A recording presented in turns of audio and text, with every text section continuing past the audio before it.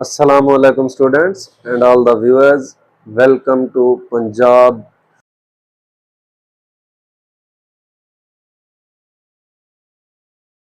Physics academy. मैं हूं आपका फिजिक्स इंस्ट्रक्टर खिजर हाशमी। तो बच्चों, जैसा कि आपको मालूम है कि पंजाब बोर्ड का जो सिलेबस है 9th क्लास का वो चेंज हो चुका है। तो हम अपने न्यू सिलेबस के अकॉर्डिंग फिज़िक्स का चैप्टर नंबर 1 स्टार्ट कर रहे हैं। तो आप हमारे चैनल के साथ बने रहें। हम आपको जो है वो क्वालिटी बेस्ड एजुकेशन इंशाल्लाह प्रोवाइड करेंगे और इसके अलावा हम आपको क्विज़ेस वगैरह, इसके अलावा SLO based short question MCQs provide करेंगे ताकि आपकी अच्छे से अच्छे तैयारी हो और आप इजीली जो है वो बोर्ड के एग्ज़ाम्स में अच्छे ग्रेड्स, अच्छे मार्क्स जो है वो ले सकें। तो बच्चों, बने रहें हमारे चैनल के साथ। अगर आप हमारे चैनल पे नए आए हैं तो आप हमारे चैनल को सब्सक्राइब करें, लाइक करें और शेयर करें ताकि हमारी हौसला अफजाई हो और हम ऐसी इंफॉर्मेटिव वीडियोस जो है वो आप तक पहुंचाते रहें। तो बच्चों, हम स्टार्ट करते हैं। हमारा पहला चैप्टर है फिजिकल क्वांटिटीज़ एंड मेजरमेंट्स। तो सबसे पहले हमारा जो पहला टॉपिक है वो है physical and non physical quantities.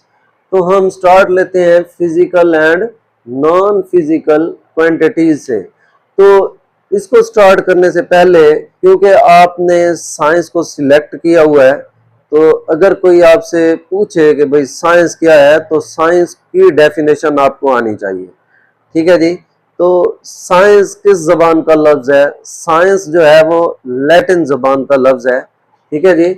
ये हमारे पास जो साइंस है ये लैटिन जबान का जो है वो लफ्ज है जिसका मीनिंग है नॉलेज।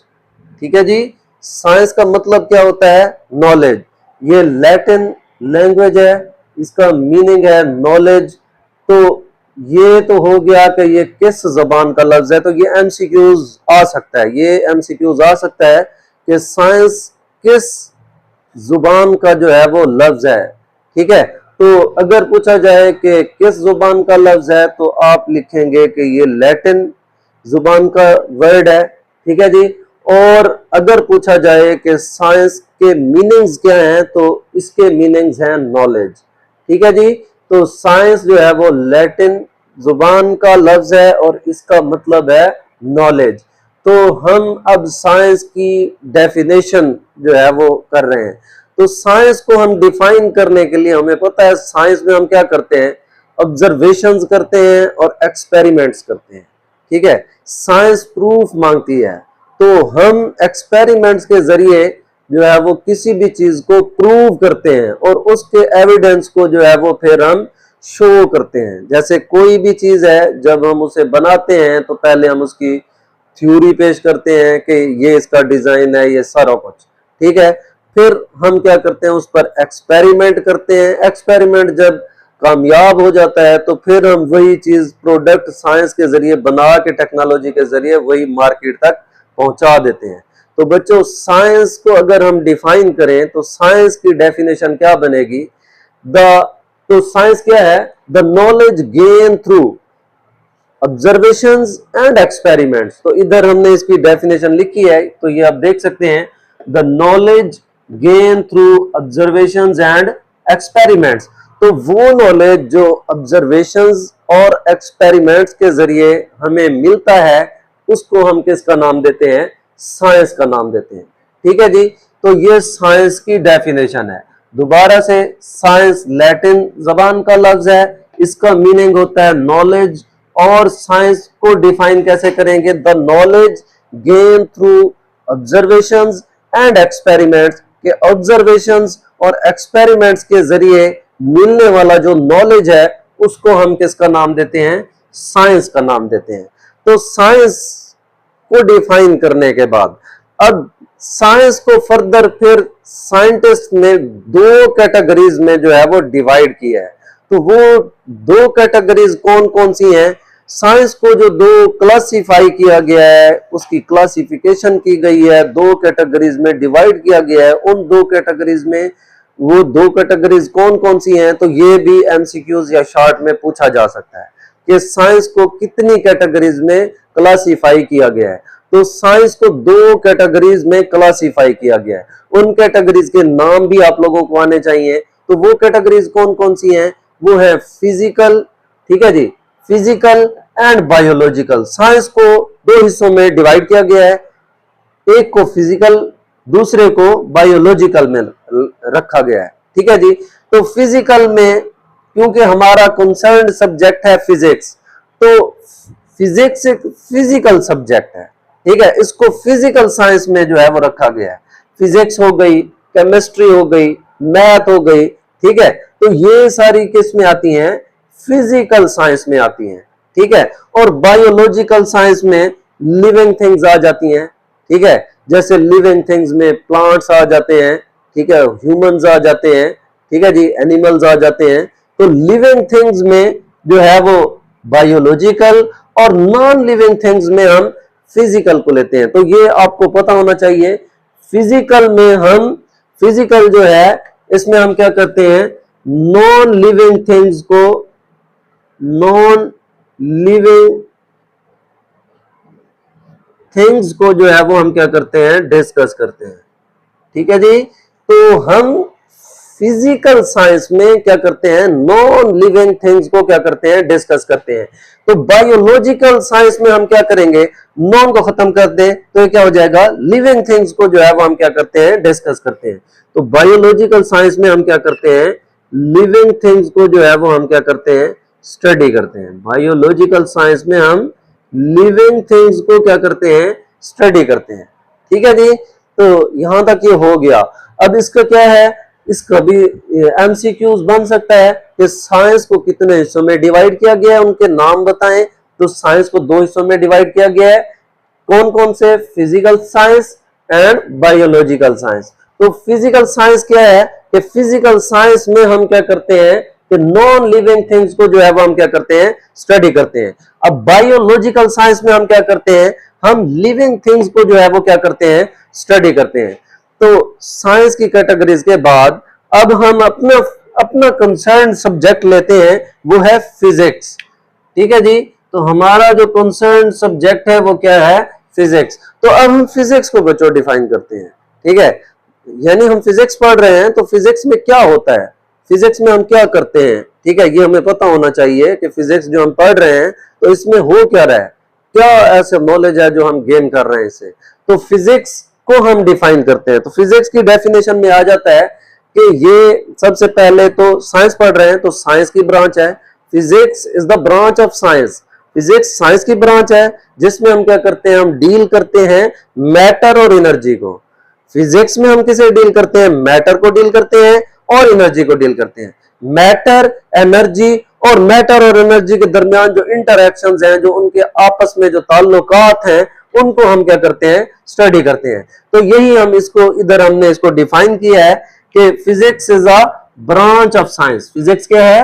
ये ब्रांच ऑफ साइंस है, ठीक है जी, branch of science which deals with matter, energy and interaction between them. Interaction between them लिख दें या interaction between matter and energy, ठीक है जी। तो फिजिक्स ब्रांच है किसकी? साइंस की।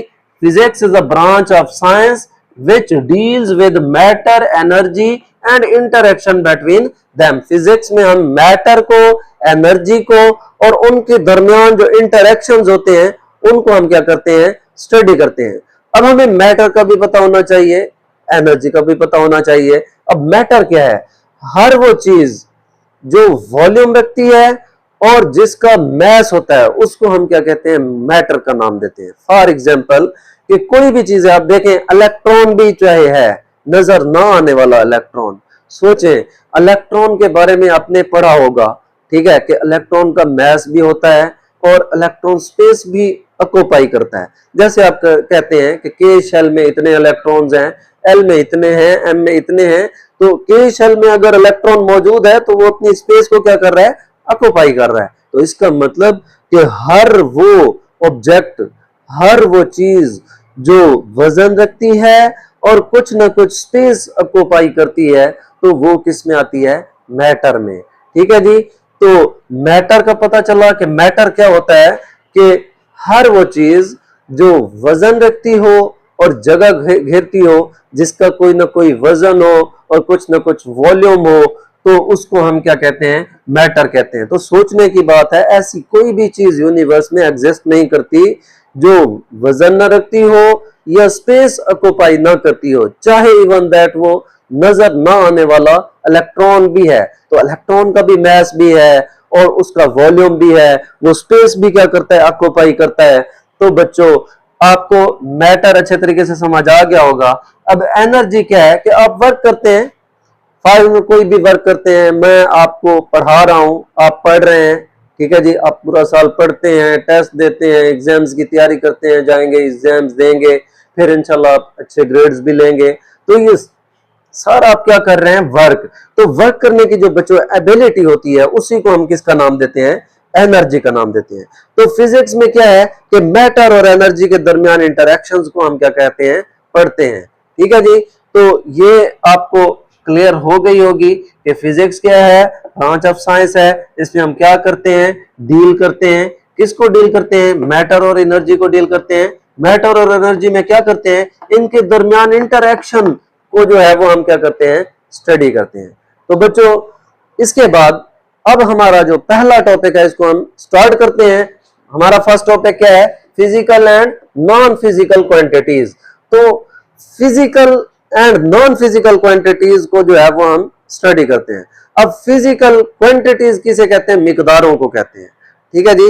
ये तो आप लोगों को पता होगा, मिकदारें मिकदारें दो तरह की होती हैं। फिजिक्स में मिकदारें दो तरह की होती हैं। एक वो मिकदारें होती हैं, फर्स्ट ऑफ ऑल वो मिकदारें होती हैं जिनको हम कोई भी इंस्ट्रूमेंट यूज करके कैलकुलेट कर सकते हैं, ऑब्जर्वेट कर सकते हैं, उनकी ऑब्जर्वेशंस कर सकते हैं। जैसे फॉर एग्जांपल, मैं कहता हूं कि मेरे पास ये एक बोर्ड मार्कर है, तो इस बोर्ड मार्कर की मैंने लेंथ को मेजर करना है कि इसकी लेंथ कितनी है। तो लेंथ को मेजर करने के लिए मैं कुछ भी यूज कर सकता हूं। फॉर एग्जांपल, मैं सिंपल सा स्केल यूज करता हूं। मैं कहता हूं कि यानी मैंने ऑब्जर्वेशन की है इसकी कि ये हमारे पास जो बोर्ड मार्कर है, इसकी जो लेंथ है वो है 4 सेंटीमीटर। ठीक है जी।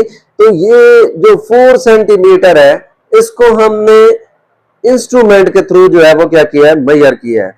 तो हर वो क्वांटिटी जिसको हम किसी भी इंस्ट्रूमेंट के थ्रू मेजर करते हैं, तो उसको हम क्या कहते हैं? फिजिकल क्वांटिटीज का नाम देते हैं। तो बच्चों, फिजिकल क्वांटिटीज को हम कैसे डिफाइन कर सकते हैं?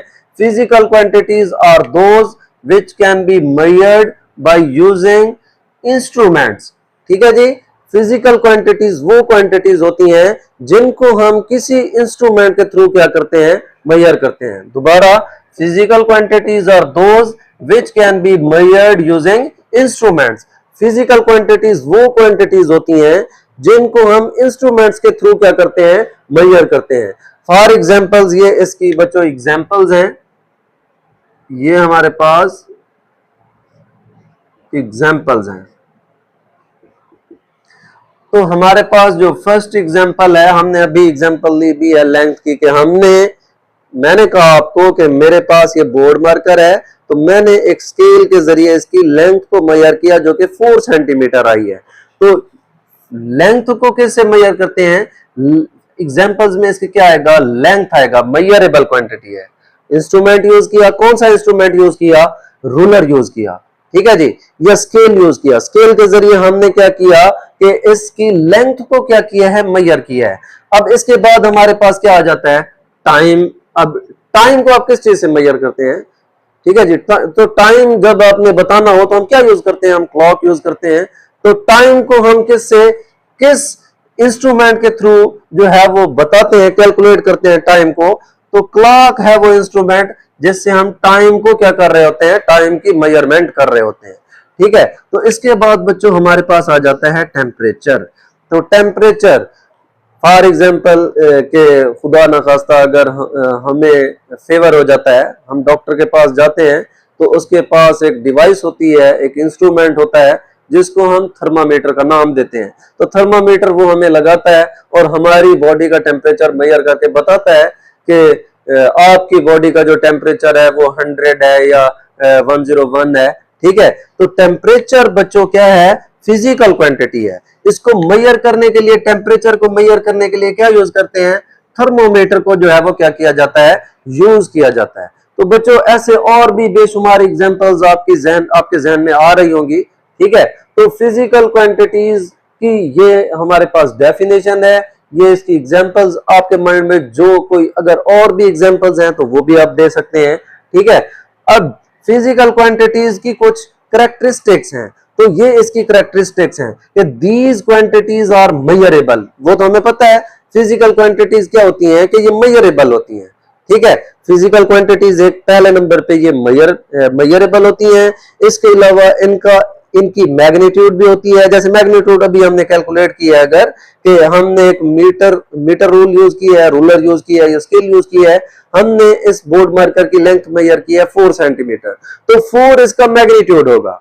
4 इसका क्या है, 4 इसका मैग्नीट्यूड है। एंड और वो जो उसका, इसको हमने फॉर एग्जांपल अगर सेंटीमीटर में यानी मेजर किया है, तो सेंटीमीटर जो है वो उसका यूनिट है।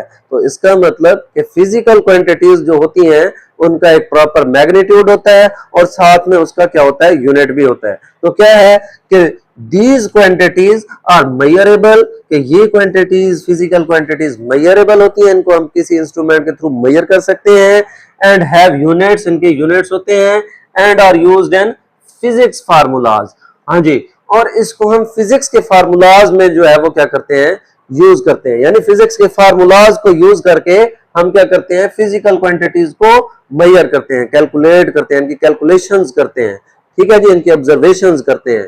तो बच्चों यहां से बन सकता है, वो कह सकता है फिजिकल क्वांटिटीज को डिफाइन करें कि फिजिकल क्वांटिटीज क्या होती हैं। तो ये आपने इसको ऐसे डिफाइन करना है कि मेजरेबल क्वांटिटीज को फिजिकल क्वांटिटीज का नाम देते हैं। इसकी एग्जांपल्स अगर आ जाएं कि इसकी एग्जांपल्स कौन कौन सी हैं, तो लेंथ है, मास है, टाइम है, टेम्परेचर है, तो ये सारी फिजिकल क्वांटिटीज हैं, मेजरेबल क्वांटिटीज हैं। ठीक है, फिर इनकी करेक्टरिस्टिक्स आ सकती हैं कि फिजिकल क्वांटिटीज की करेक्टरिस्टिक्स क्या है कि ये क्वांटिटीज मेजरेबल होती हैं। ठीक है, यानी इसको पॉइंट्स के फॉर्म में भी आप लिख सकते हैं कि फिजिकल क्वांटिटीज मेजरेबल होती हैं, पहला पॉइंट हो गया। दूसरा क्या है कि इनका यूनिट होता है। ठीक है जी, इनका मैग्नीट्यूड होता है, इनका यूनिट होता है, दूसरा पॉइंट हो गया। इनका मैग्नीट्यूड होता है, ये थर्ड पॉइंट हो गया।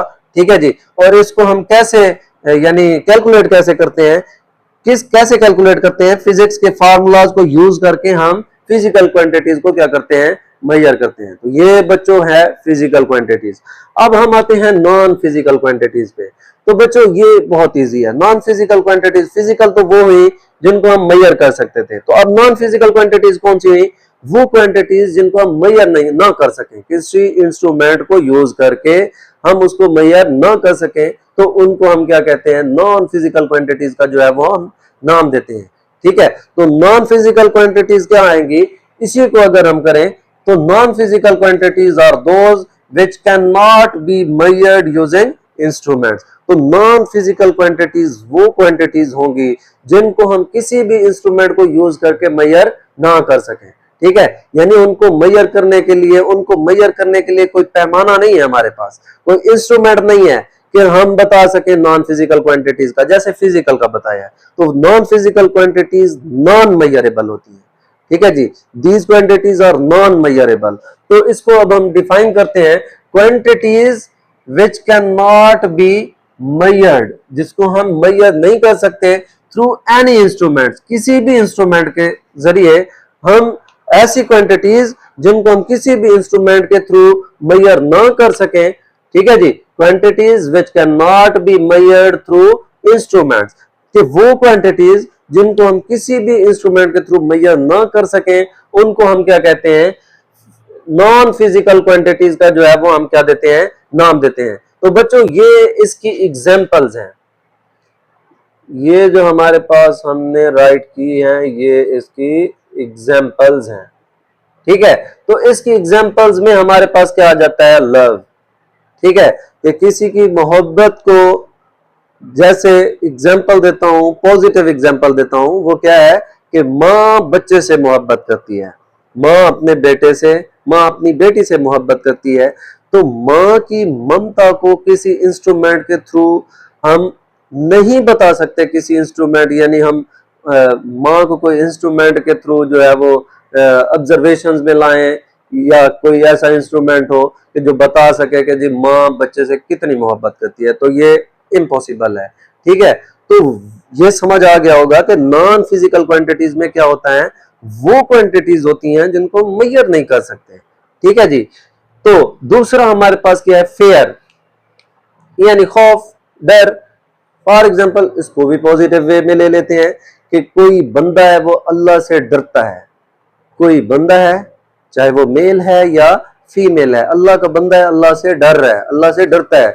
तो हम ये नहीं बता सकते कोई इंस्ट्रूमेंट लगा के कि उसको खुदा का कितना डर है, उसको खुदा का कितना डर है, ये नहीं बता सकते।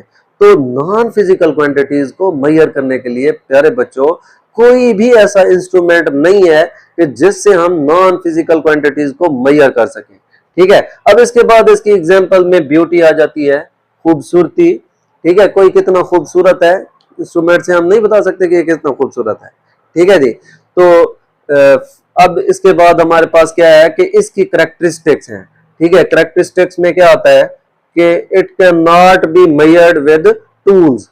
ठीक है, टूल्स या इंस्ट्रूमेंट्स, कि हम इसको मेजर नहीं कर सकते टूल्स यूज करके। टूल्स मतलब फार्मूलाज को यूज करके हम इसको मेजर नहीं कर सकते। या इसको ऐसे समझ लें टूल्स को कि हम कोई इंस्ट्रूमेंट लगाकर उसको ऑब्जर्वेशंस में नहीं ला सकते। ठीक है, तो it can not be measured, इसको हम मेजर नहीं कर सकते विद टूल्स या विद फार्मूलाज, कि हम कोई फार्मूला लगा के इसको मेजर नहीं कर सकते। अब इसके बाद क्या है, they have no fixed units. जी, इसके यूनिट्स फिक्स्ड हैं। ठीक है, फिजिकल क्वांटिटीज के यूनिट्स हैं, उनको हमने यूनिट्स में बताना होता है। जैसे लेंथ को बताया, लेंथ को अगर मैं बता दूं इसकी लेंथ 4 है तो 4 बता दूं, तो आपको क्या समझ आएगी कि क्या है 4। 4 मैं बताऊंगा कि भाई इसकी लेंथ 4 सेंटीमीटर है, 4 फीट है, 4 इंचेस है। ठीक है, यानी मैं एक प्रॉपर यूनिट बताऊंगा, फिर समझ आएगी। तो ये क्या है कि इसका कोई फिक्स यूनिट नहीं होता। They have no fixed unit, they have no fixed unit, इसका कोई फिक्स यूनिट नहीं होता। उसके अलावा क्या है, these are belongs to human feelings and emotions. ये सिर्फ और सिर्फ नॉन फिजिकल क्वांटिटीज। बच्चों ये बहुत ही इंपॉर्टेंट जो है वो पॉइंट है। ठीक है जी, ये बहुत इंपॉर्टेंट पॉइंट है, इसको आपने अपने जहन में रखना है कि जो नॉन फिजिकल क्वांटिटीज होती हैं वो किस चीज पे बेस करती हैं, वो बेस करती हैं, वो बिलोंग्स करती हैं कहां से, ह्यूमन फीलिंग्स एंड इमोशंस। यानी हम अंदाजा लगा सकते हैं, हम एक्यूरेट नहीं बता सकते। ठीक है, हम ये नहीं बता सकते फॉर एग्जांपल कि माँ बच्चे से इतना मीटर मोहब्बत करती है या इतना लीटर मोहब्बत करती है, तो ये नहीं बता सकते। हम सिर्फ क्या करते हैं कि हम माँ की फीलिंग्स और इमोशंस के जरिए ये अंदाजा लगा सकते हैं कि ये अपने बच्चे से कितना मोहब्बत करती है, या किसी आदमी की फीलिंग्स और इमोशंस के जरिए हम ये बता सकते हैं कि ये खुदा से कितना डरता है। तो बच्चों नॉन फिजिकल क्वांटिटीज क्या है, वो क्वांटिटीज जिनको हम किसी इंस्ट्रूमेंट के थ्रू मेजर नहीं कर सकते। ठीक है, फिर हमने उनकी एग्जांपल्स पढ़ी, जैसे लव है, फेयर है, ब्यूटी एंड सो ऑन। ठीक है जी, जैसे और भी एग्जांपल्स दे सकते हैं। भूख, भूख नहीं बता सकते कि इतनी भूख लगी है। ठीक है जी, इतनी भूख, यानी कोई इंस्ट्रूमेंट के थ्रू हम भूख नहीं बता सकते कि हमें कितनी भूख लगी है। किसी को प्यास लगी है, कोई इंस्ट्रूमेंट यूज नहीं कर सकते, यानी इंस्ट्रूमेंट यूज करके नहीं बता सकते कि उसको कितनी प्यास लगी हुई है।